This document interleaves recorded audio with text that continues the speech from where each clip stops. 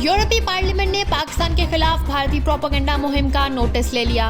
पाकिस्तान के खिलाफ नफरत अंगेज प्रोपेगेंडा की साजिश बेनकाब होने के बाद भारत को यूरोपीय यूनियन में एक और बड़ा धचका लगा है।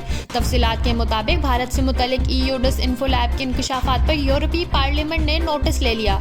यूरोपियन पार्लियामेंट कमेटी ने EU डिसइंफो लैब की जानिब से मंजर-ए-आम पर लाए गए इंडिया क्रॉनिकल के मामले पर तफसीलात का जायजा लेना शुरू कर दिया है। इस हवाले से EU डिसइंफो लैब के एग्जीक्यूटिव डायरेक्टर ने यूरोपीय पार्लिमानी कमेटी को ब्रीफिंग दी है। यूरोपीय पार्लिमानी कमेटी को पाकिस्तान के खिलाफ भारतीय प्रोपेगेंडा से आगाह किया गया।